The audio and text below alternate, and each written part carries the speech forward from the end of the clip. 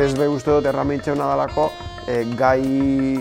gai zehatz batzuri eta adibidez igual antzerkiren horren beste lantzen ez dizen gaizek antzeslan bihurtzeko oso aukera hona dela. Ez diz plaza normalak, ez diz betiko antzokizek, ez diz herri batzuk ja beti antzokizek daukela plaza oso txikizeti ez, herri txikizeti ez, antzerkirik egon ez den herri zeti ez, orduen aukera hona da beste gai batzuri buruz berbaitzeko eta beste tematike bat, beste hori askotan beste laguntzetan igual gehiago okitzen da kontuten zure esperientziz, zema tealzun bete beste produkzio handi batzuk egin bazu zen, eta guzti hori udalbiltzagaz zirrikitu bet sortzen da beste moduko peiza batzuk sortzeko. Aurre ikusita dagoen bira, zoragarria dela, ez? Azkenean sorkuntzak ematen ditugu, egiten ditugu, eta gero sorkuntza maitzean askotan da, ja bukatu duzu ez, eta ez amaitzen dugunean gero lana hasten da eta halako proiektuan egotean, egonaldia bukatu ondoren bira bat izatea lanaren partea oso handia kentzen du eta aukera ematen digu energia berreskuratzeko, ez? Orain emanaldiekin hasiko gara, herrietara joango gara, plazetara. Sorkuntza prozesu bat edo antzerki sorkuntza prozesu bat ez dela bukatzen estreinaldia egiten denean, ez?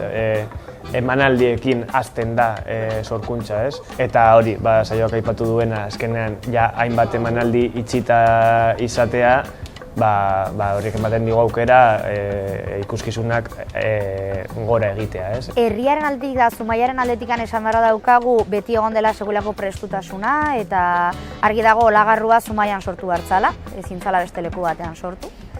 Eta gerora behin biran hasi geranean, herri bakoitzak daukan errealitate eta aniztasun hori bizitzeko aukera izan dugu, izan daiteke herri batzuk adibidez antzoki badaukate, strukturaldetikan, beste batzuk ez. Baina nik uste beti herri guztietan, herri guztietan egon dela prestutasuna eta gogo bat. Gauretik sortuak proiektuak daukan beste parte derrau da, emanaldi asko lotuta dauzkagula da. Iparraldeko, Bizkaiako, Gipuzkoako, Nafarroako, Arabako leku askotan. Eta oraindik emanaldi gehiago geratzen zaizkigu. Eta momentuz oso ederra izaten ari da, jendea askotan geratu izan da gurekin hitz egitera emanaldi ondoren, esatera oso berezia dela nola ukitzen ditugun zenbait gai, baina umoreaz blaitua eta jendeak asko barre egiten du, eta sentitzen dugu oso harrera ona izaten ari duela. Nik udalbiltzarena iruditzen zait 10 ezin dut esan, porque 10 ja perfekziotik kendu naiz, eta 10 ez dago, ez? Baina uste 9,9 dela.